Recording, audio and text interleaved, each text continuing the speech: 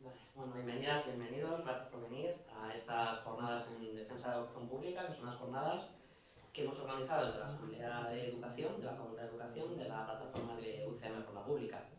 Unas jornadas planteadas como unas jornadas pre-huelga. El lunes tenemos una histórica jornada de huelga general educativa, están convocados todos los sectores y todos los niveles de la educación pública, algo que no pasaba desde 2013, por cierto, que es vamos, casi 25 años que no pasaba esto, y bueno, pues un movimiento muy interesante porque se está construyendo mucho desde la base, centro a centro, un movimiento muy asambleario, así que nada, muy contentos de estar aquí y bueno, pues calentando motores para esta jornada.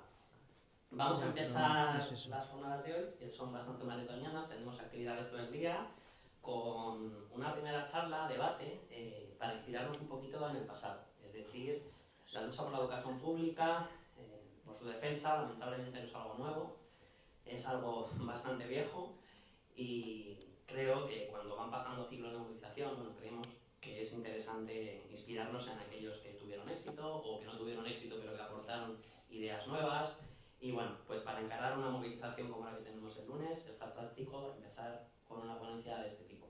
Tenemos a dos ponentes maravillosos. En primer lugar vamos a escuchar a Imanol Ordarica, que viene desde la UNAM, de México, desde un contexto en el que, bueno, históricamente se han hecho de las mayores huelgas y movilizaciones históricas en defensa de la universidad pública. Si no me equivoco, ahora Imanol si no me corrige, México es de los poquísimos países del mundo hispanohablante donde la educación sigue siendo 100% gratuita en todos sus niveles, incluida la universidad y con un potentísimo sistema de becas, especialmente a nivel de posgrado.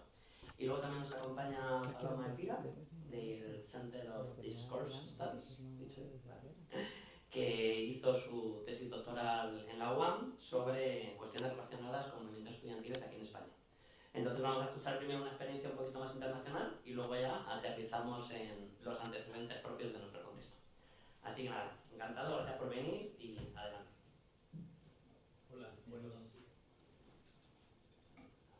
Hola, buenos días, gracias por la invitación.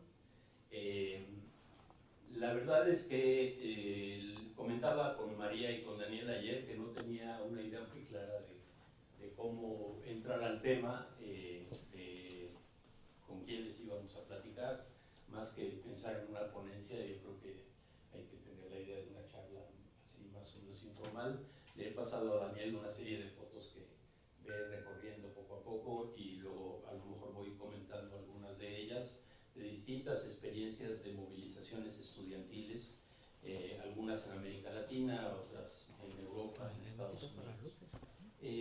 La verdad es que pensaba que si había estudiantes y profesores, a lo mejor se preguntarían qué sentido tenía escuchar a un hombre mayor, blanco, barbado, de otro continente, venir a contar sus experiencias de cuando era estudiante y ahora sí que casi como la canción de Papá, cuéntame otra vez, mi hija me la pone con frecuencia, ¿no? Eh, y creo que lo que me gustaría rescatar es que vivimos en un momento en el cual hay continuas referencias a una idea que no estoy tan seguro de que sea cierta, que es que estamos en un momento en casi todo el mundo en donde los jóvenes, las jóvenes en particular, quienes son estudiantes, son profundamente individualistas, tienen muy poco compromiso con la acción colectiva, con las posibilidades de lucha o de resistencia para cambiar cosas o para impedir que algunos derechos obtenidos se vayan al traste. Y me parece que esa es una visión un poco como de Fray Luis de León, ¿no? Todo tiempo pasado fue mejor. Quienes éramos estudiantes antes teníamos una noción más clara de compromiso, teníamos una politización más intensa, teníamos más disposición de lucha. Y me gustaría combatir esta idea planteando que las diferentes diferentes generaciones de estudiantes enfrentan momentos cuando tienen la suerte de que esto ocurra, que son en donde hay retos muy fuertes y hay posibilidades de actuar que hacen sentido a estas generaciones de estudiantes. Y así ha ocurrido en momentos en los cuales era casi impredecible que pudiera ser, ¿no?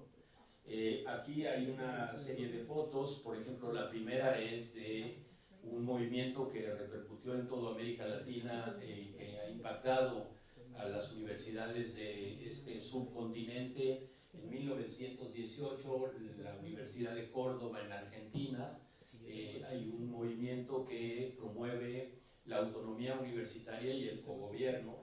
Todos estos señores que se ven muy mayores, con corbata y sombrero, que es como eran los estudiantes, y digo los porque mayoritariamente hombres de esa época, y que plantearon una agenda para América Latina que curiosamente venía de alguna manera de España, de la Universidad de Oviedo, a través de un personaje muy notable, Rafael Altamira, que es el promotor de las universidades abiertas y de un conjunto de nociones muy progresistas sobre la educación superior.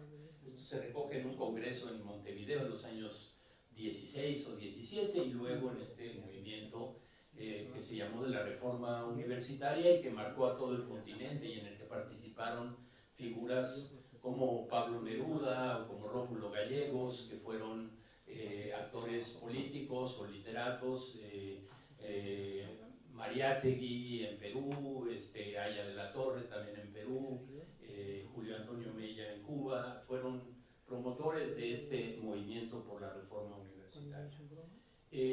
Estas generaciones de estudiantes dejaron para nosotras y nosotros universidades que hemos usufructuado en condiciones actuales que serían probablemente muy diferentes si estos movimientos no hubieran existido.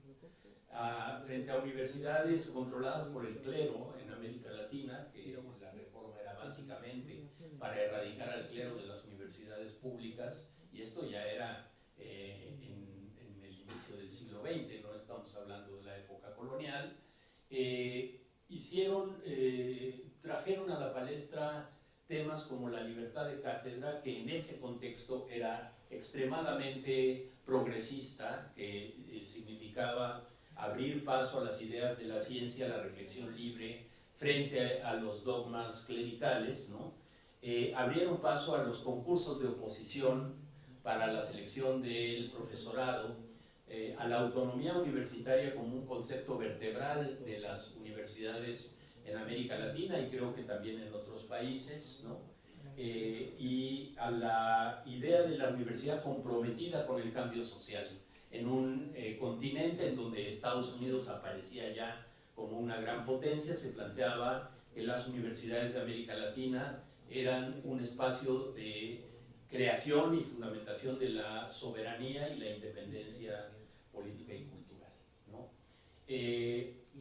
Hay una foto que sigue, que es el movimiento por la autonomía universitaria en 1929 en México, ¿no?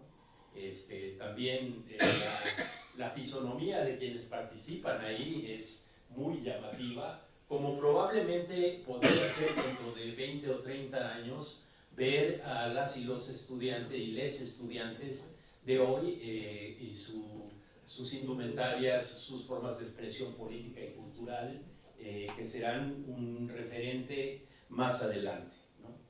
Quizás, no sé si es un apasionamiento permanente, habiendo sido un actor de movimientos estudiantiles, por los movimientos estudiantiles así como objeto de estudio y como referente político para mí, para siempre, ¿no? Pero creo que así como nos han enseñado en la escuela la importancia de la revolución industrial, la máquina de vapor, un momento que marca la historia de la humanidad, un momento que no se define en un solo año, pero que marca el devenir histórico de la humanidad. A mí me parece que la revolución cultural de los años 60, muy centrada en 1968, es un parteaguas de la historia del mundo. Salíamos de la Segunda Guerra Mundial, Europa en condiciones de una enorme precariedad, España en particular, no solo salía de la Segunda Guerra Mundial, sino en plena posguerra civil, además de precariedad, un autoritarismo y una violencia y represión política brutal que había de durar, como ustedes saben mejor que yo, un buen número de años todavía. En ese contexto extremadamente conservador, incluso en el país gran triunfador de la Segunda Guerra Mundial, que era Estados Unidos, pero también en otros países europeos que iban saliendo de la guerra, instalados en una defensa a ultranza de la familia tradicional, de la iglesia como actor político y social preponderante, de las formas de relación sindicales tradicionales, entran en crisis por movilizaciones estudiantiles que tendemos a relacionar sobre todo con el mayo del 68 en Francia, pero que se replicaron en casi todo el mundo, incluso en España, con formas de ruptura que impactaron a veces más el ámbito de las relaciones sociales, de las relaciones personales, de pareja, de las formas del amor, de la libertad de las mujeres, estableciendo agendas como el feminismo, el ambientalismo, la democratización, la apertura de las universidades, o sea, un gran cisma internacional producido por estudiantes, hombres y mujeres. Es muy interesante ver las fotos del 68, porque empiezan a estar presentes, estos son los años 60 en Estados Unidos, ¿no? En donde en el macartismo, el anticomunismo prevaleciente en Estados Unidos después de la Segunda Guerra Mundial, en los campus universitarios, en donde el profesorado tenía que hacer una jura de lealtad, afirmando no ser integrantes del Partido Comunista, no tener ideas socialistas ni marxistas. Esto era obligatorio para poder firmar un nombramiento de profesor. Se levantan estos movimientos por la libertad de expresión dentro de los campus, principalmente en Berkeley, que es la foto ahí, y empiezan a aparecer mujeres. Hay muchas otras que hubiera sido muy tardado poner ahí, pero con, por ejemplo, la presencia de cantantes muy significativas para una generación, a lo mejor no para ustedes, como Joan Baez, que cantó en el techo de una patrulla en la plaza principal de Berkeley, o las movilizaciones incluso en España, en Alemania. Ahí hay varias, Daniel, si quieres recorrerlas, que esa es Alemania, ¿no? Interesante, los íconos de una recuperación de la izquierda histórica marxista. Eso es Alemania occidental, no Alemania oriental, es muy interesante. Esto es aquí en España. Pero, insisto, fueron estudiantes principalmente, y esto provocó una enorme cantidad de reflexiones intelectuales. ¿Por qué los estudiantes y no los obreros, como había de alguna manera señalado Marx que iba a ocurrir, ¿no? ¿Por qué son jóvenes de clase media, urbanas, que desde las universidades desatan procesos de transformación profunda que simbran a las sociedades, y las reacciones que se generaron desde los gobiernos fueron brutales? En Francia prácticamente provocan la caída de De Gaulle, aunque luego una reacción de derecha conservadora muy, muy brutal. Pero simbran incluso a los sindicatos burocratizados del Partido Socialista y del Partido Comunista. No sé si suene, tenga alguna resonancia con los tiempos actuales. Como siempre, esas burocracias sindicales van detrás de los movimientos sociales tratándose de adaptar a lo que está ocurriendo en cada momento. Pero empezamos a ver escenas como estas, en donde las mujeres se vuelven protagonistas fundamentales de las luchas estudiantiles, ¿no? Y a pesar de eso, no logran los movimientos todavía en los 60s romper esta dinámica. Hay un documental que les recomiendo mucho, que está en YouTube, que se llama 1968, Un mundo en rebeldía, en francés, pronuncio muy mal, ¿no? pero Un Monde en Revolte, que no es lo mismo que en rebeldía o en revuelta, en donde analizan los casos de 5 o 6 países y todas las manifestaciones que estuvieron asociadas a los movimientos estudiantiles como esta gran explosión cultural, ¿no? En años posteriores, con una enorme influencia de los 68 en cada país, ha habido movilizaciones muy significativas. Por ejemplo, en los años 80, en 87, coincidieron movimientos en varios países del mundo en defensa de la educación superior ante las primeras restricciones presupuestales impulsadas de manera concertada desde el Fondo Monetario Internacional con las políticas de ajuste estructural. La reducción del financiamiento público impactó muy fuerte a las instituciones de educación superior públicas, y entonces en muchos países, en particular en México, vinieron los primeros intentos de establecer colegiaturas más elevadas, tasas o matrículas, no sé cómo les llaman aquí, y provocaron reacciones estudiantiles muy poderosas. Me tocó vivir una como parte fundador y parte de la organización estudiantil de la Universidad Nacional Autónoma de México en 1986 y 87 hasta 1990, y nos planteábamos universidad gratuita, una exigencia al gobierno mexicano de suspender el pago de la deuda externa para financiar la salud y la educación en México, y la demanda de un congreso universitario resolutivo para hacer una reforma democrática de la universidad desde abajo, ¿no? Y ganamos. O sea, después de que el 68 mexicano había terminado con la masacre de cerca de 400 estudiantes asesinados por el ejército en la plaza de Tlatelolco el 2 de octubre de 1968, y en donde la historia de los movimientos estudiantiles, ya después de aquella huelga del 29 que había resultado triunfante, había sido una historia de derrotas y represión. En 1987 levantamos la huelga después de 10 días, logrando mantener gratuita la universidad y habiendo obtenido el derecho a realizar un congreso universitario que se tuvo lugar en 1990.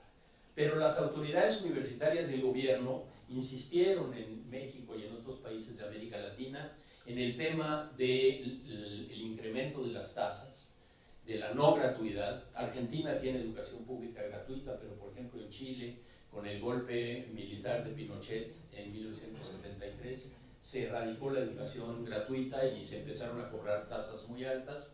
Se pusieron en práctica los supuestos de Milton Friedman y todo el grupo de los Chicago Boys de establecer la educación financiada a través de bonos educativos, préstamos a estudiantes para sufragar la educación superior, que condujo a una condición de tremendo endeudamiento estudiantil que explotó en el año 2011.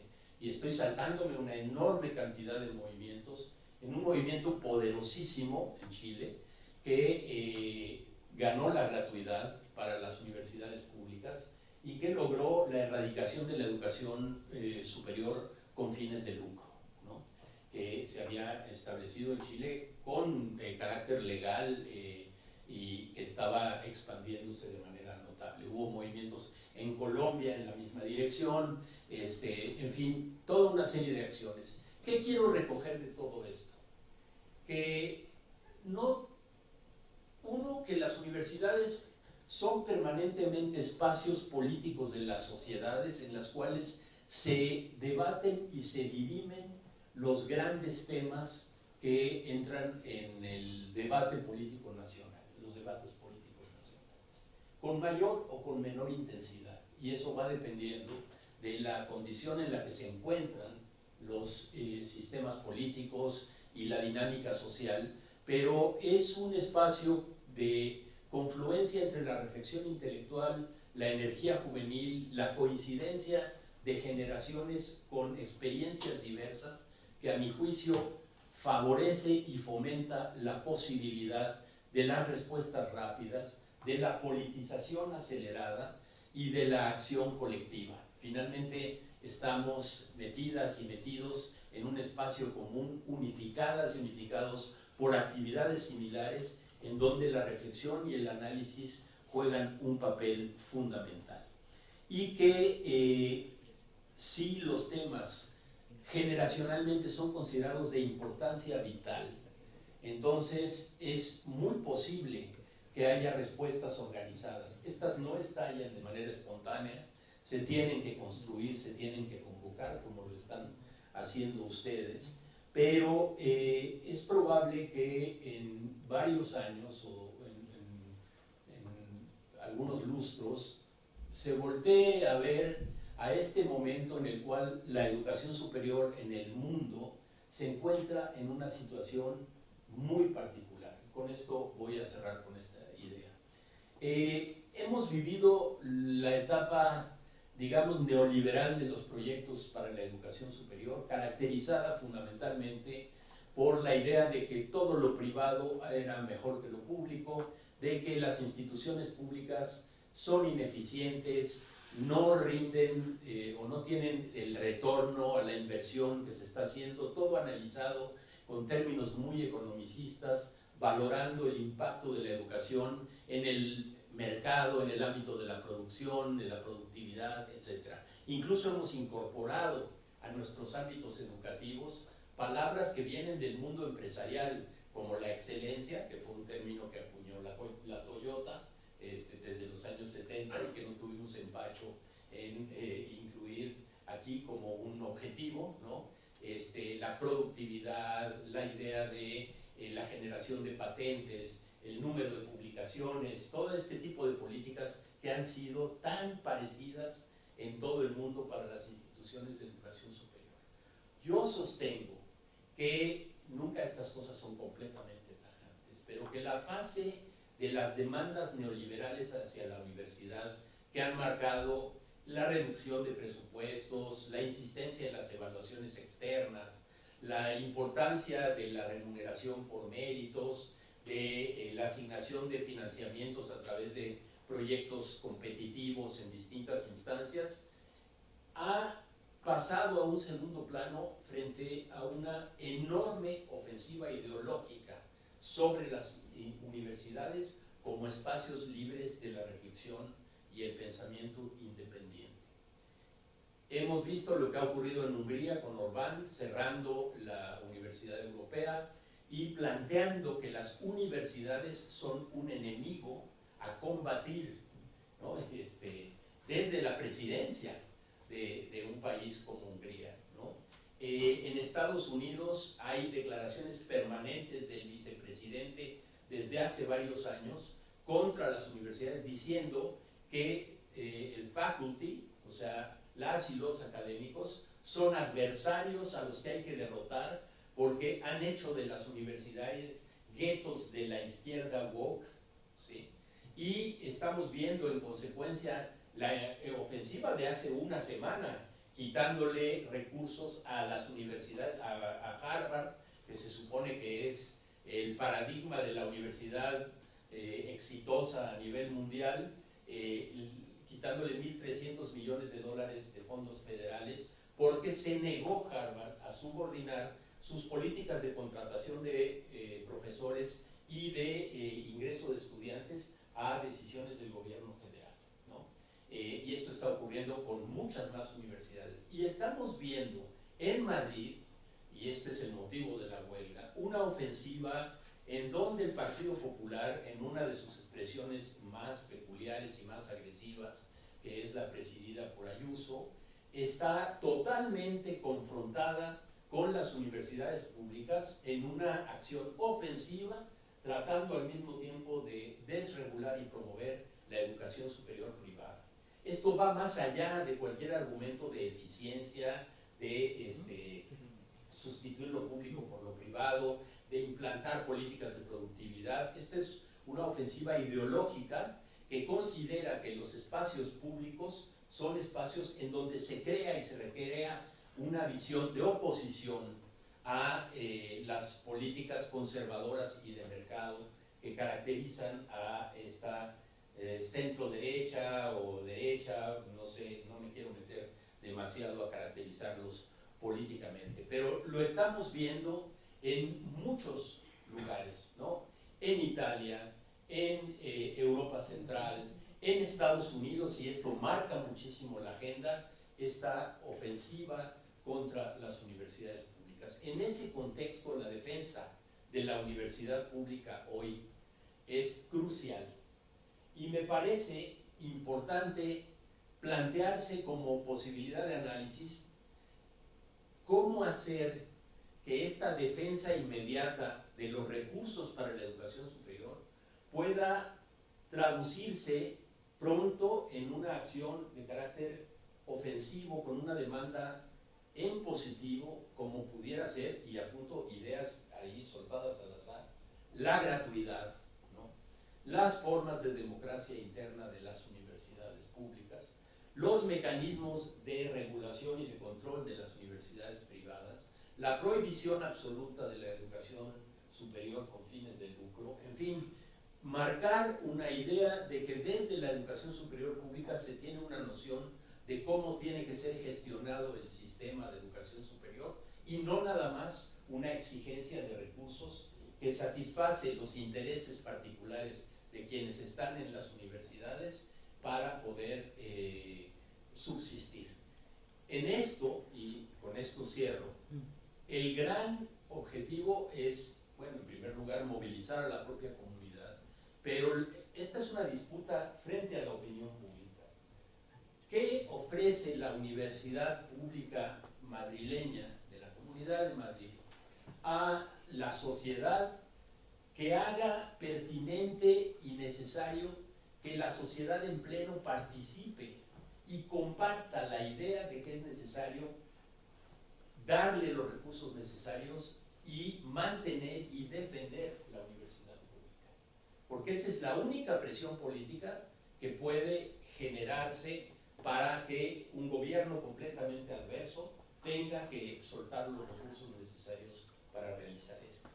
Y bueno, las generaciones actuales tienen en sus manos la posibilidad de acometer esta tarea, de enfrentar este reto y de constituirse políticamente como una generación con una experiencia viva, compartida, que es esa riquísima experiencia de la vida de un movimiento que se da en las aulas, pero las trasciende. Ahí lo dejaría y en todo caso platicamos más tarde. Gracias.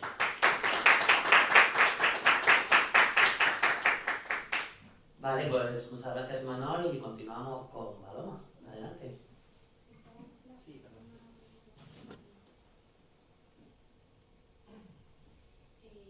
Vale, pues...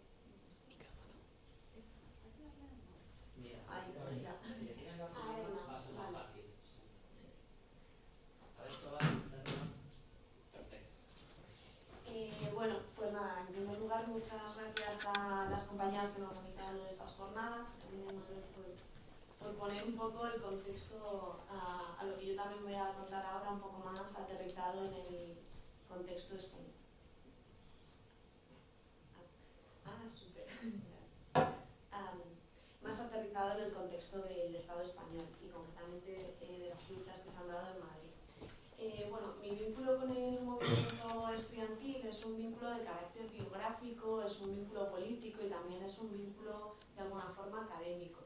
Yo he sido militante estudiantil desde que comencé, digamos, a estudiar en la UAM en 2011, la carrera, y también durante el periodo en el que hice mi doctorado, precisamente centrado en cuestiones que tenían que ver con las luchas estudiantiles contemporáneas. Y es que casi 10 años después de haber pisado por primera vez una asamblea estudiantil en la universidad y de haber visto cómo mi trayectoria educativa, mi trayectoria política y vital se había visto bastante sacudida por estas experiencias de militancia, pues me asaltó una inquietud similar a la que nos convoca hoy, que es la de qué podemos aprender de las luchas que todavía no hemos ganado, ¿no? Yo creo que esta es una pregunta que es bastante recurrente en los espacios de militancia y que también pues, ha inspirado, digamos, el trabajo, la reflexión de muchos pensadores y pensadoras, también contemporáneos. Y yo recupero un libro que a mí me gustó bastante, que es el de Ciudad Princesa, de Marina Garcés, que recorre en primera persona sus vivencias, o sea, la autora recorre en primera persona sus vivencias políticas en los movimientos sociales de Barcelona desde los años 90 y nos invita a pensar en las luchas pasadas desde una lente que no busca, digamos, clausurarlas con una moraleja, sino más bien abrirlas, ¿no? Abrirlas para buscar en ella claves que nos permitan dar de alguna forma sentido al camino recorrido, pero también orientarnos en la construcción de futuros en general y futuros de lucha más alentadores, por decirlo de alguna manera. En mi caso, mi inquietud investigadora en torno a esta pregunta pues encuentra su origen en una intuición, básicamente, que comenzó a rondarme más o menos por 2016, cuando como estudiante y militante estudiantil comencé a notar que los entramados políticos del movimiento estudiantil de la UAM parecían estar tiñéndose de morado, por decirlo de alguna manera. Y es que, si bien los feminismos siempre habían estado presentes en la agenda política del movimiento, estos lo habían hecho de alguna forma un poco encorsetados en fechas señaladas, ¿no? Como el 8M, el 25 de noviembre. Y es que en ese momento parecía ganar fuerza un impulso político que estaba reclamando que el feminismo no era cosa solo de un día, ¿no? En este contexto comienzan a aparecer pues, nuevos colectivos explícitamente feministas, aparecen espacios no mixtos, aparecen puntos violeta y una infinidad de nuevas prácticas que me propuse documentar, digamos, en mi tesis doctoral y dar cuenta cómo esta nueva horda feminista, que más tarde vería cómo se vinculaba con todo el proceso de articulación de las huelgas feministas, estaba sacudiendo los cimientos del movimiento estudiantil tal y como yo lo había conocido y, digamos, creando nuevas formas de hacer política, de habitar la universidad y también, bastante importante de este contexto, de relacionarse con la autoridad universitaria, ¿no? Bueno, esta experiencia de investigación a mí lo que me permitió fue mirar de cerca cómo se politiza la juventud, digamos, en los márgenes de la universidad y cómo también en estos márgenes se disputan sentidos profundos, en mi caso, por ejemplo, sobre qué son los feminismos, qué significa el feminismo, pero también, y especialmente relevante para la conversación que hoy tenemos, es qué significa lo público, ¿no? Qué tipo de universidad queremos y, sobre todo, para qué y al servicio de quién. Bueno, como ya ha introducido antes Imanol, estas formas de politización y organización no son siempre las mismas, sino que están enraizadas en los contextos sociopolíticos e históricos particulares, como por ejemplo, en el caso que yo investigué, muy centrados o muy enraizados en el proceso de articulación de las huelgas feministas. Y estos procesos responden, digamos, a necesidades y condiciones propias de cada coyuntura, ¿no? Entonces, bueno, yo en esta charla, en esta charla lo que me propongo es hacer un breve recorrido por las luchas estudiantiles madrileñas, dando cuenta, así de forma un poco genérica, de algunos de los conflictos, de algunas de las disputas y formas organizativas que se han ido articulando en estos distintos momentos, ¿no? Mi objetivo fundamental es mostrar el papel que los centros de estudio universitarios han tenido históricamente en la politización radical de la juventud, mirando pues, este periodo histórico desde la dictadura hasta la actualidad. Una actualidad en la que estamos viendo a día de hoy que tras varias décadas de una hegemonía progresista y liberal, en las que mediante las que la universidad ha sido presentada de forma a menudo bastante ingenua como un oasis de libertad y un oasis del pensamiento crítico, estamos asistiendo, como ya comentaba antes Imanol, a un endurecimiento del control institucional que se está expresando en prácticas coercitivas y represivas cada vez más frecuentes en el ámbito universitario y que atentan directamente contra los derechos políticos de quienes nos organizamos en nuestros centros de estudio y de trabajo. En una mirada, digamos, similar a la que presentaba antes el compañero, mi intención no es hacer como un ejercicio nostálgico, para nada. O sea, yo creo que no tiene ningún sentido mirar a la historia desde esta lógica, ¿no? Como si todo pasado hubiera sido mejor. Yo, en cambio, lo que me interesa más bien es hacer una invitación para pensar en el presente, las continuidades, las rupturas y los desafíos que se abren, ¿no? Y que tenemos por delante en este ciclo de movilización que estamos abriendo, ¿no? Y que yo creo que va a ser evidente pues precisamente el lunes en esta huelga. Bueno, por ir un poco al grano y entrar en la genealogía de las luchas, bueno, como decíamos ya es bastante evidente, ¿no? Las universidades han sido históricamente un escenario de politización juvenil y Madrid, pues eso, no es una excepción, ¿no? Por ejemplo, desde mediados de los 60, por el 65 aproximadamente, las universidades madrileñas se convirtieron en uno de los focos principales de contestación del régimen franquista, ¿no? En las universidades surgieron nuevas formas de organización autónoma y también clandestina, que más allá de reivindicar solamente o articular las reivindicaciones en torno al funcionamiento de la institución universitaria, también denunciaban la represión política que se producía en ese momento y mostraron un frontal rechazo al proyecto de modernización capitalista que se abría en ese momento, ¿no? Por volver un poco a la cuestión que comentaba el compañero, con este mayo francés, que no solo fue francés, sino que tuvo una repercusión en muchos puntos del globo, bueno, se produjo una intensificación, digamos, de la protesta. En el contexto madrileño también ocurrió, también tuvo una repercusión fuerte en Cataluña y concretamente en Barcelona, cuando en enero del 69 se tomó el rectorado de la Universidad de Barcelona y también hubo un asesinato de un estudiante madrileño. A partir de ahí, con una reverberación de la movilización estudiantil, el régimen franquista decretó el estado de excepción, que duró 3 meses, en el que bueno, se implementaron medidas todavía más represivas a las que ya había y bueno, un poco lo que muestra aquí esta foto, ¿no? Se produjo un cierre y una ocupación policial de las universidades, ¿no? Se militarizó el orden público, se incrementaron los registros domiciliarios y de alguna manera se aumentó también el grado de censura, si era posible todavía más, ¿no? Sin embargo, yo creo que una de las claves que yo creo que podemos ir rescatando, que es un poco la dinámica que me interesa hacer, es presentar un momento histórico y sacar algunas claves que tal vez nos sirven para pensar en el presente, algunas, evidentemente habrán otras más, luego lo podemos comentar, ¿no?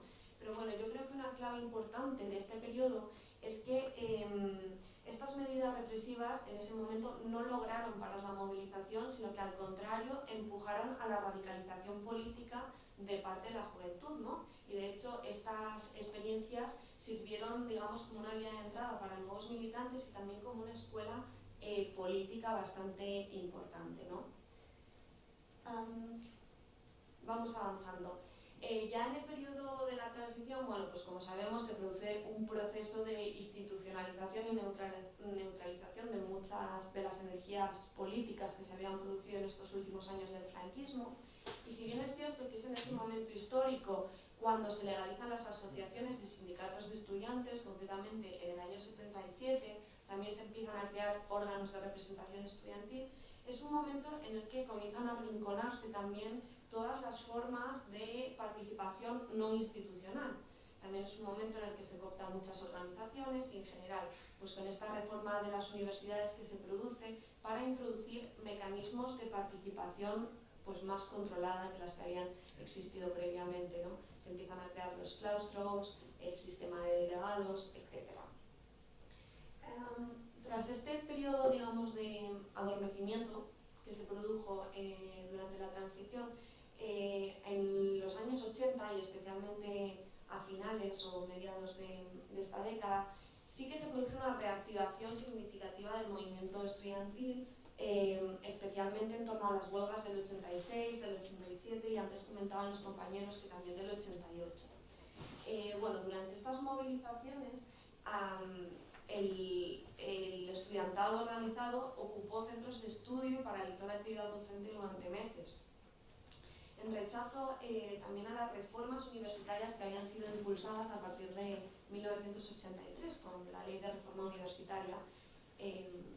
Bueno, esta reforma, digamos, o estas movilizaciones, entre otras cosas, hacían una crítica a la lógica que se entendía que era una lógica de reelitización que estas reformas universitarias estaban produciendo y mediante las cuales se instauraron diferentes mecanismos, como por ejemplo la selectividad, que todavía a día de hoy existe, ¿no?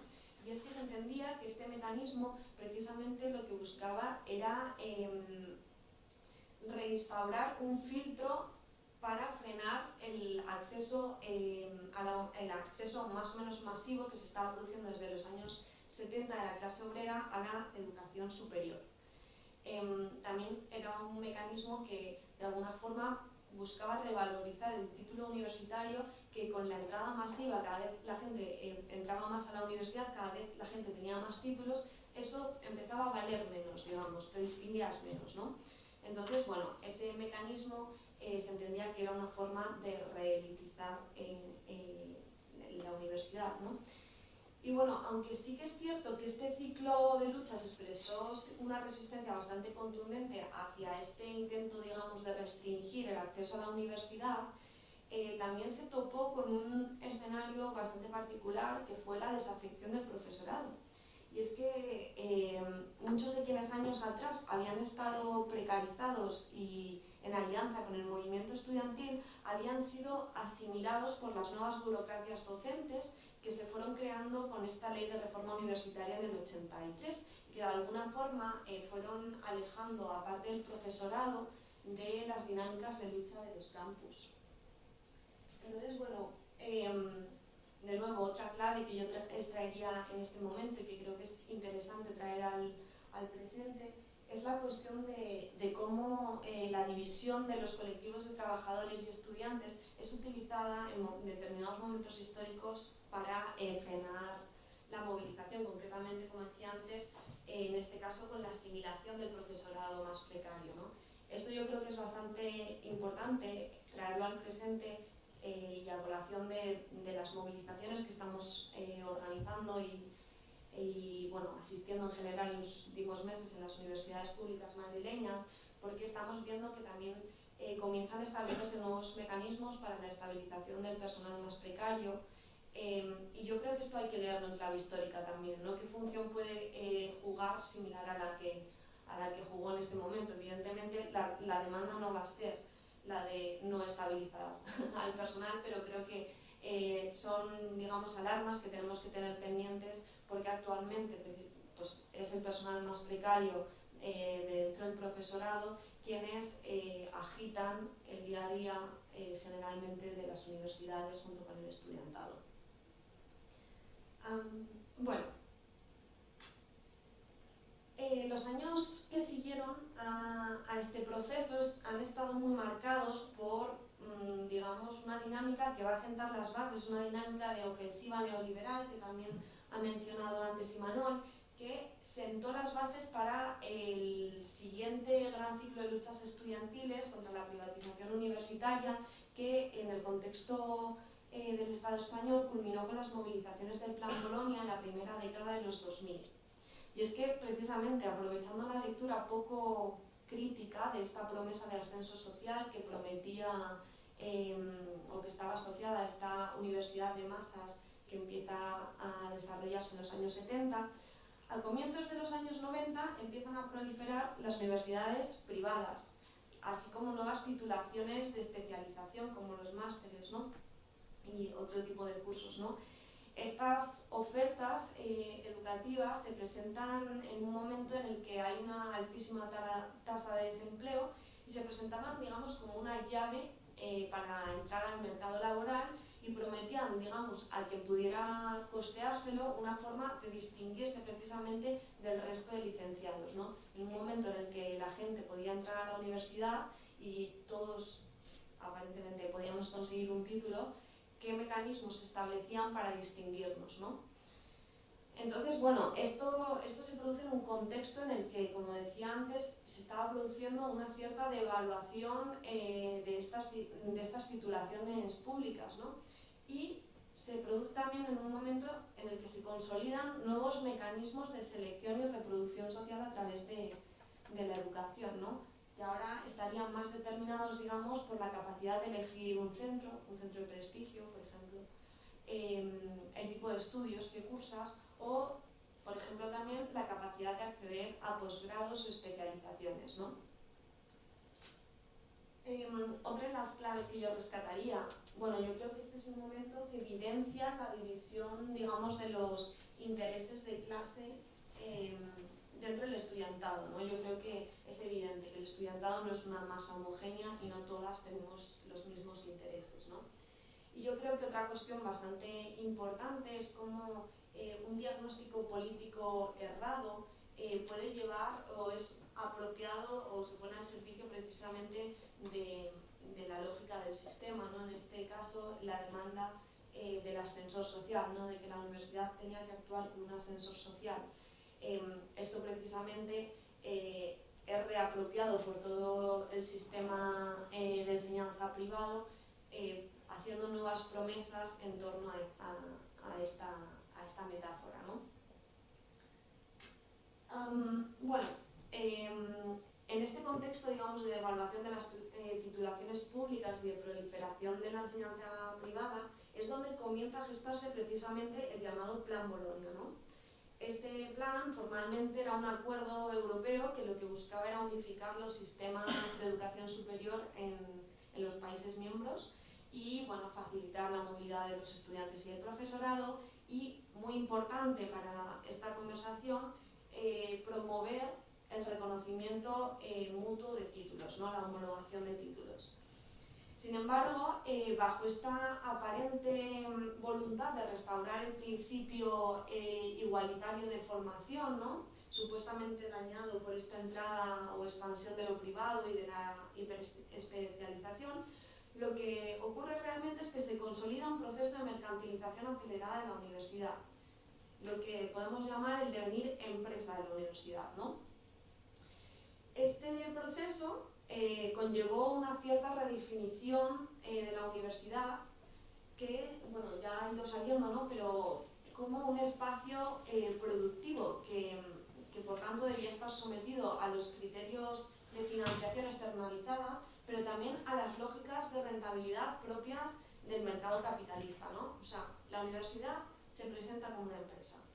En el caso del Estado español, esta transformación se institucionaliza con la aprobación de la ley, la LOU, que entra en vigor en 2001 y luego se reforma posteriormente en 2007. Dos cuestiones como bastante fundamentales de esta ley, que yo creo que tienen que ver con, digamos, la deriva, el devenir empresa de la universidad, es que esta ley da paso a la creación del Consejo Social, que como sabemos es este órgano que está representado por el empresariado, cuya función es precisamente orientar la inversión universitaria, ¿no? Hacia los intereses propios de las empresas privadas, ¿no? que la componían. Y también se crea la ANECA, que es esta agencia encargada de evaluar el rendimiento de las universidades y su eficiencia, ¿no? Todo este entramado, digamos, es lo que permite, digamos, generar esta dinámica en la que bueno, se empieza a promover la idea de excelencia, ¿no? Donde pues, la financiación dependerá de tu eficiencia, donde bueno, la eficiencia se regula por estos criterios de mercado, ¿no? Y bueno, frente a esta ofensiva neoliberal, se desplegó en este contexto, en la primera década de los 2000, uno de los momentos de mayor conflictividad del movimiento estudiantil que hemos visto en el contexto ya de la democracia, siendo el curso 2008-2009 el punto álgido de esta movilización. Y es que estas luchas, las luchas contra Bolonia, tuvieron una dimensión transnacional bastante importante y una capacidad de resonancia con lo que estaba ocurriendo en otros territorios, ¿no? Como Italia, Francia, Grecia. Digamos que empezaba a resonar lo que ocurría en los diferentes campus, ¿no? Los repertorios de lucha también se iban movilizando de un lado a otro. Así como por rescatar algunas cuestiones centrales, digamos, de este ciclo de protesta, una de las críticas principales que se hacía desde las luchas contra Bolonia era pues, precisamente esta crítica al espacio europeo de educación superior, esta unificación, y concretamente a los créditos ECTS, que son los créditos que a día de hoy gobiernan y regulan la carga docente y, bueno, en general todo lo que tiene que ver con, con ser un estudiante en la universidad, ¿no? Y bueno, estos créditos se vendían un poco con la idea de vamos a promover la flexibilidad, ¿no? Te vas a otro lugar y entonces ya es muy fácil porque los convalidamos, ¿no? Pero básicamente lo que se tradujo fue en la imposición de unos regímenes y unos ritmos cada vez más disciplinadores y que se asimilaban con las lógicas del trabajo asalariado, básicamente, ¿no? Aquí se empiezan a normalizar las largas jornadas de clase, el control de asistencia, las prácticas precarias, y bueno, se empieza a perfilar, digamos, una universidad que parece más bien una fábrica de trabajadores precarios que deben ser, o sea, que deben orientarse al mercado global, ¿no? Esto evidentemente tiene una repercusión en la capacidad de organización del estudiantado, que viendo, pues, digamos, mermada su capacidad de movilización, en tanto que tenían que asistir constantemente a clase, no había controles de asistencia. Entonces, bueno, esto tuvo repercusión importante. Otra de las críticas fundamentales es el modelo llamado 3+2. Esto en el contexto español no se llegó a aplicar como tal, pero en otros países europeos sí. Y bueno, consistía como en reducir la cantidad de años de la carrera a 3, más en establecer, digamos, másteres profesionalizantes o titulaciones profesionalizantes de 2 años que tenían que seguir a esto, ¿no? Entonces, bueno, evidentemente esto se entendía como un filtro de nuevo socioeconómico, ¿no? que profundizaba la desigualdad en este acceso, porque estos másteres, precisamente estas titulaciones profesionalizantes, tenían un coste mucho mayor que el grado, ¿no? En este contexto lo que vemos es la emergencia de nuevas formas organizativas y, bueno, aquí se produce un cambio en una dinámica que se producía en el movimiento estudiantil de bastante fragmentación. O sea, el movimiento estudiantil es un movimiento que se caracteriza un poco por esto, históricamente, al menos en el contexto madrileño. Y en este contexto de las luchas contra Bolonia empiezan a crearse coordinadoras estatales y, bueno, se multiplicó, digamos, las tomas de facultades, las movilizaciones masivas y empezaron, bueno, digamos, a producir de nuevo resonancias entre campus, ¿no? Esta oleada de movilización también estuvo marcada por una respuesta represiva que fue bastante intensa. En este caso se recurrió, por ejemplo, a reglamentos, al reglamento franquista de convivencia, que es el que hasta hace bien poquito teníamos vigente, que ahora se ha reformado, tampoco para bien de quienes nos organizamos. Y bueno, se lanzaron en general amenazas de expulsión contra diferentes estudiantes. Por ejemplo, esto fue bastante intenso en el caso de la Universidad Autónoma de Barcelona, que, por ejemplo, precisamente por esta coordinación que comentaba antes, en la UAM se respondió de manera bastante fuerte, tomando el rectorado de la universidad, y diferentes estudiantes se encadenaron al rectorado y exigieron al rector, en ese momento Gabilondo, posicionarse públicamente contra estas medidas sancionadoras. El rector evidentemente no lo hizo, no firmó la petición, pero sí que esta acción tuvo una repercusión mediática bastante importante y consiguió agitar, y finalmente pues no se expulsó a ningún estudiante. Yo creo que un poco, como se viene ya comentando, ¿no? Este ciclo fue una vía fundamental de politización para amplios sectores de la juventud, que encontraron en estas luchas, digamos, un espacio de cuestionamiento colectivo al papel que estaba jugando la universidad, pero también a sus propias condiciones de vida, ¿no? Y bueno,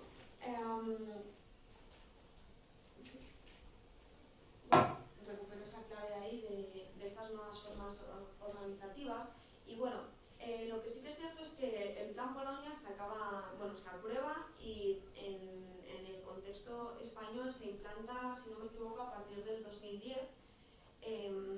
Y esta batalla pues no se ganó, ¿no? Pero lo que también es cierto es que no supuso una desactivación inmediata o total del movimiento estudiantil.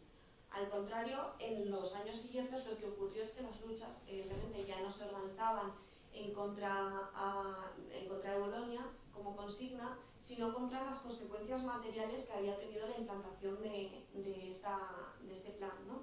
como bueno, las consecuencias más visibles, supongo, que tenían que ver con la precarización, con la elitización en el acceso a la universidad, el endeudamiento que estaba produciendo al estudiantado e incluso el abandono, ¿no?, de los estudiantes que no podían permitirse seguir pagando la universidad.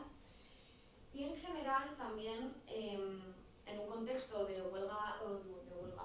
de crisis económica, digamos, que estábamos viendo a partir del 2008, también aparecía como una especie de sensación de un futuro bloqueado, ¿no?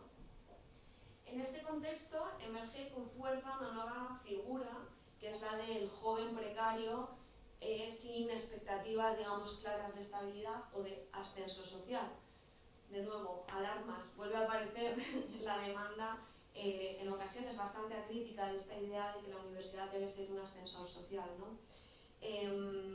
Esta figura del joven precario se convirtió casi en el símbolo de toda una generación, ¿no?, que bueno, se cristaliza con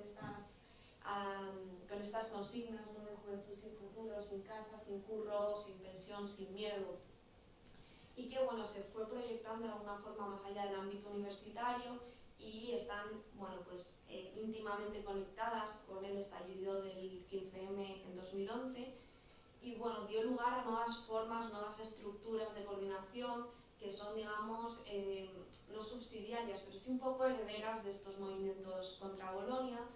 Se crean espacios como el Toma la Facultad, que era una coordinadora, una plataforma coordinadora, las Mareas Verdes, que bueno, articularon demandas educativas, pero también una crítica algo más amplia al neoliberalismo, ¿no? Claves de este momento, bueno, yo creo que lo que comentaba antes, ¿no?, vuelve esta metáfora de la universidad como ascensor, empieza como ascensor social, ¿no?, empieza a tomar una cierta centralidad de forma no siempre muy crítica en una parte del movimiento del discurso, del movimiento estudiantil, ¿no? Y bueno, otra de las situaciones que se dieron en este momento es que parte de estos malestares, ¿no?, fueron canalizados hacia partidos de nueva creación que emergieron en el ciclo 15M y que bueno, en último término no han sido capaces de llevar a cabo cambios estructurales profundos, ¿no? Bueno, desde 2011, diría yo, hasta más o menos 2015-2016, la movilización en los campus madrileños fue fuerte. Concretamente en la UAM, que es donde, bueno, pues, donde más cerca me ha pillado. A lo largo de estos años sí que es cierto que se logró no solo una continuidad organizativa, generar un relevo generacional fuerte de casi una década, sino también el control de diferentes espacios ocupados dentro del campus y, bueno, en general fueron como años bastante intensos donde eso, la universidad había como movimiento bastante constante, ¿no?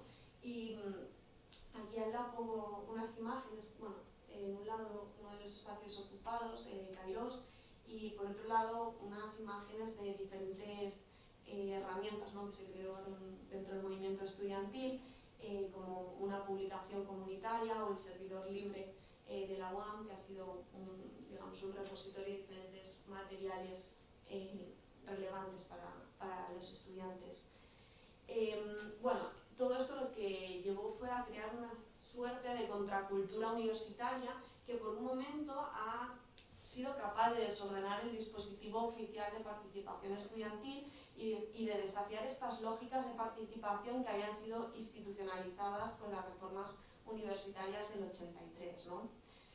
Sin embargo, también lo que tenemos en este momento es que la coordinación que se fue gestando en las luchas contra Bolonia, en las luchas post-Bolonia, también fue disolviéndose poco a poco y imponiendo una dinámica de una cierta fragmentación en el campus, ¿no?, que sumado con estas derrotas que fueron básicamente que muchas de las reformas o de las...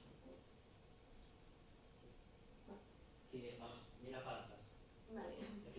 Ya está, bueno. Vale. Muchas de las reformas contra las que se luchó no pudimos pararlas, ni tampoco revertir los procesos de privatización que se estaban produciendo, pues llevó a una cierta situación de dificultad para identificar horizontes estratégicos claros en torno a lo educativo, ¿no? Entonces, bueno, ahí os dejo también algunas de estas claves que yo recupero de este momento. Y, bueno, pues...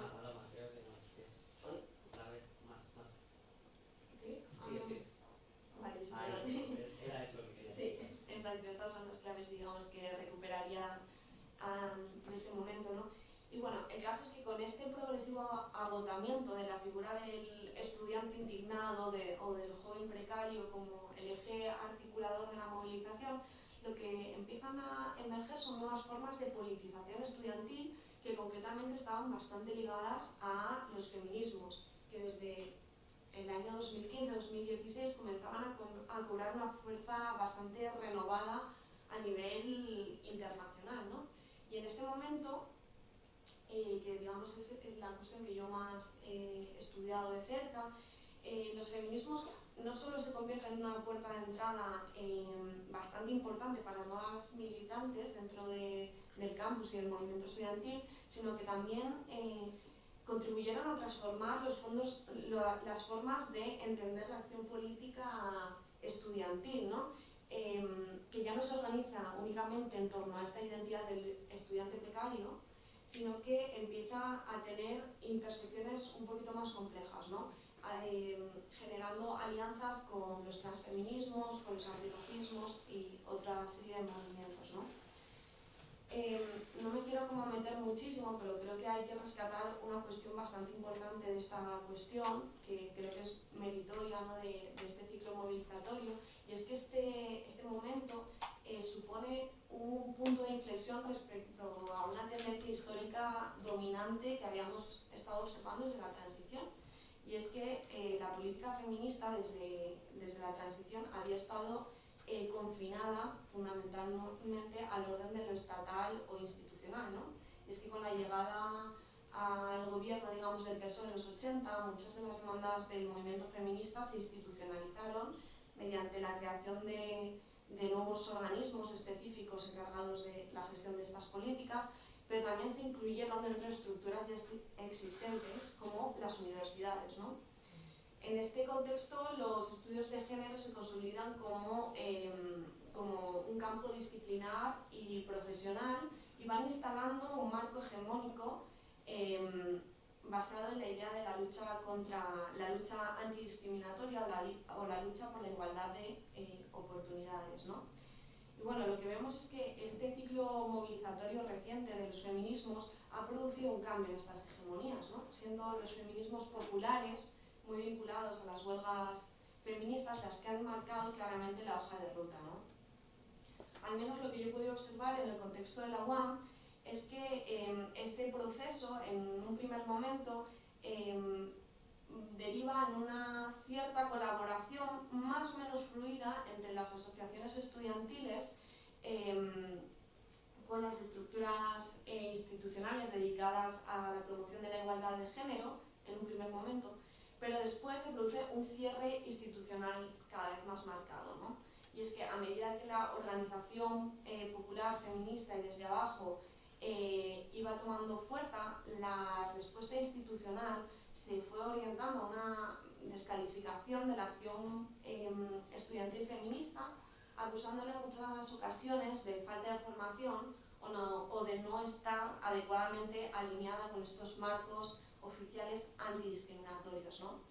Evidentemente este cierre responde, ¿no?, a un temor de perder el control sobre el relato, sobre el marco interpretativo del feminismo. Aquí vemos evidentemente la deriva TERF que han tenido muchas universidades y también una pérdida de los recursos asociados a estas políticas de igualdad, ¿no?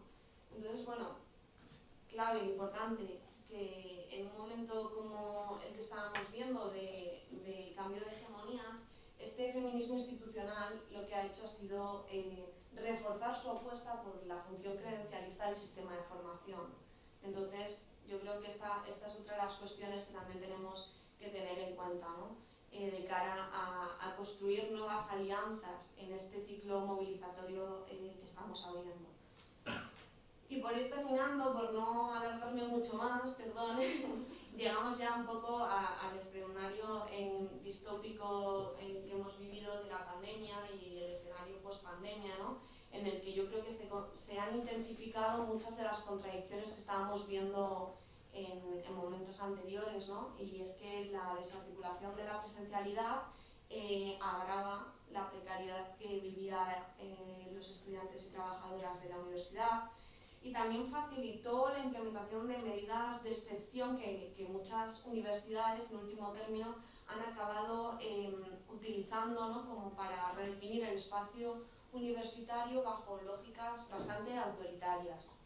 Y es que, amparadas en estas medidas de excepcionalidad y aprovechando pues, la desmovilización que trajo la pandemia, las instituciones universitarias han comenzado a construir una nueva normalidad que parece que se está caracterizando por la represión sistemática hacia quienes nos organizamos. En los últimos años hemos visto cómo se han clausurado espacios de autoorganización estudiantil, cómo se ha normalizado la presencia policial en el campus, se vetan actividades impulsadas por organizaciones políticas y se han multiplicado las formas de censura, ¿no? Un caso clarísimo es la cuestión del tema de la solidaridad con Palestina, pero también evidentemente con la organización de esta propia huelga, donde concretamente en la Universidad Autónoma de Madrid hemos visto cómo la rectora, el equipo rectoral de esta universidad ha cancelado el mail, digamos, las líneas, las listas de difusión que tenía uno de los sindicatos convocantes para esta huelga, precisamente para evitar que se difundan mensajes que tienen que ver con este ciclo de luchas, ¿no? Entonces, bueno, ¿qué hacemos, ¿no? ante este giro autoritario de la universidad, ¿no? Yo creo que, ya lo comentaba antes Imanol, la universidad es históricamente un espacio clave, ¿no? de batalla sobre nuestros derechos políticos, ¿no? Entonces yo creo que estas son cuestiones que tenemos también que tener bastante presentes. Y ya con esto cierro, perdón si me he alargado más de la cuenta. Yo he intentado un poco trazar un diagnóstico que no es ni mucho menos un diagnóstico cerrado, sino que es un poco una invitación a mirar las transformaciones que se han producido en nuestras luchas y para ver precisamente también esas fracturas y estas disputas que tenemos por abrir, ¿no? Yo creo que no sé, o sea, que lo que deja o pone en evidencia es que aquí no hay una salida individual posible, ¿no? Este ascensor social no existe, los títulos no nos garantizan una vida digna y bueno, creo que hoy nos toca, digamos, construir y empezar a pensar cómo construimos y sostenemos proyectos colectivos en un contexto en el que está en nuestra contra, ¿no? Entonces, bueno, yo creo que aquí lanzo algunas claves que espero que sirvan un poco para inspirar y para generar una discusión sobre cómo vamos a construir todo lo que tenemos por delante. Ya está. Gracias.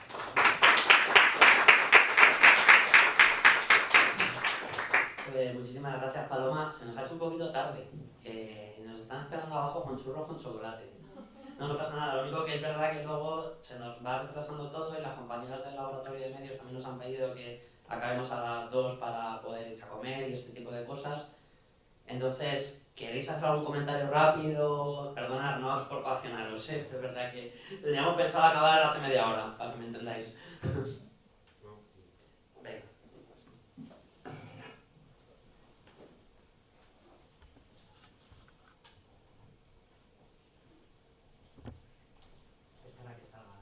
Muchísimas gracias. A ver, yo voy a intentar ser muy breve porque no tenemos mucho tiempo.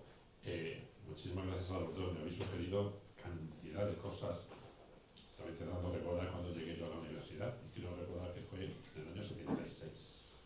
O sea que prácticamente que he recorrido toda la historia de mi vida por ahí. Cuando yo llegué ya Franco ya se había muerto, pero todavía quedaban los ecos y todavía quedaba por hacer, o sea, por definir todo lo que iba a venir después.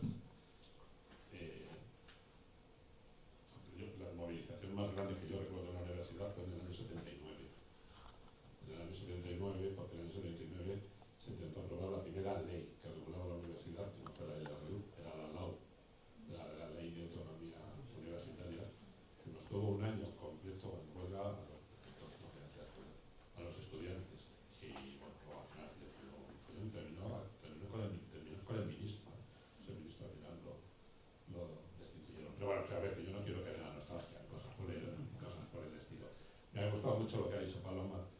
podemos, hay que tener en cuenta el contexto. O sea, cuando analizamos cada situación tenemos que tener en cuenta a qué responde. Yo creo que no podemos intentar analizar con la lógica de hoy cosas que pasaron en otros momentos, porque los momentos eran distintos. En la época en la que yo vine aquí había gente esperando en los cuarteles con los tanques para que les dieses la más mínima excusa para salir.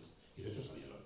Entonces hay que tener un poquito cuidado y claro, pues nos puede parecer poco, porque se hizo, pero es que había que buscar un equilibrio, porque las cosas siempre son un poco precarias, ¿no? Y hoy el contexto cuál es, no sé si lo ha hecho Paloma y su hermano, hoy es que ha cambiado. O sea, hoy el sistema de control de la universidad, el sistema de control, no de los el sistema de control sobre la universidad ha cambiado, ha ido cambiando históricamente. Me han gustado mucho las imágenes que ha puesto Imanol de la autonomía. En España también hubo movimientos a favor de la autonomía universitaria en los años 20, aquí en Barcelona se hicieron las leyes de autonomía universitaria, que fueron muy famosas, luego con aquello se acabó. Entonces, la autonomía, ¿qué significaba? Fundamentalmente significaba libertad de pensamiento. Llamamos libertad de cátedra, podía ser libertad de cátedra, pero sobre todo libertad para pensar frente a dos cosas. Libertad para pensar frente al dogma. Los librepensadores eran antiortodoxos, no necesariamente anticatólicos, eran antiortodoxos. Y libertad de pensar contra el pensamiento oficial del Estado también. Os recuerdo que aquí en España ha habido un momento donde solo había universidad pública, solo. Ojo, mucho cuidado con las palabras. En la época de Franco, bueno, no había dos universidades, dos tipos de universidades. Había universidades públicas, solo, y hay universidades de la Iglesia. El dogma oficial y el dogma de la Iglesia. Pero había universidad pública, o la universidad se definía como pública. Ojo, muchísimo cuidado con las palabras que usamos, ¿no? Por decir que hoy la lógica ha cambiado, ese es el problema que tenemos. Yo os tengo que confesar que fui un seguidor acérrimo del espacio de educación superior, porque claro, yo vengo de la época de que Europa acaba en los Pirineos. Claro, para mí la apertura de España a Europa, que yo viví, era muy importante. Y en el fondo muchos pensábamos que el espacio de educación superior significaba eso. El movimiento de Bolonia, se sabe, fue promovido en toda Europa por estudiantes españoles a través del programa Erasmus. El programa Erasmus ha hecho mucho. Yo reconozco que fui un acérrimo y ahora soy probablemente el crítico más importante, porque es verdad lo que dice Paloma, ha terminado ocasionando eso. Una cosa que nos vendió como gran libertad ha terminado burocratizando la universidad en un extremo, y lo dice un decano, en un extremo impensable. En mi época se había considerado un insulto y un profesor hubiese pasado a estar en una clase. ¡Un insulto! ¿Qué se hace? Pues nos da libertad, porque estamos en otra lógica. Hoy la lógica ya no es el control político, y es verdad, hoy la lógica es el control técnico. El control técnico lo que nos tiene sometidos a todos, a los estudiantes, a los profesores, a todos absolutamente. Y yo creo que eso, porque es también lo que decía Paloma, cuando hablamos de esa pública, ¿de qué queremos hablar realmente? Eso es lo que tenemos que definir. Porque, ojo, no digamos, no es que lo que queremos es más dinero. Oiga, no. Oiga, o sea, creo que la universidad y la Universidad Española es la que tiene una ratio de proporción de estudiantes que llegan de las mayores en Europa, creo que es el 40% más o menos en este momento. Sí, pero el 60% no viene, ¿eh? Pero, oiga, ¿usted qué quiere? ¿Más dinero mío para el 40%? Ojo, cuidado, que no es eso lo que estamos pidiendo, yo creo. No estamos pidiendo solo, necesitamos más dinero. Evidentemente, sin dinero no podemos funcionar. E insisto, yo lo hice en decano. Sin dinero no podemos funcionar. Pero no estamos pidiendo solo dinero. Lo que estamos pidiendo es otra forma de entender la universidad distinta. Porque es verdad que nos hemos metido en una lógica que esa propia lógica es la que nos exige más dinero. Nos ha metido en una lógica en la que no podemos funcionar. Ni estudiantes, ni profesores, ni nadie. Pues lo que nos ha metido es una lógica de burocratización tremenda. Yo también entiendo desde ese punto de vista ciertos discursos antiinstitucionales, pero es que la institucionalización que tenemos ahora es excesiva, es tremenda, es total, es absoluta.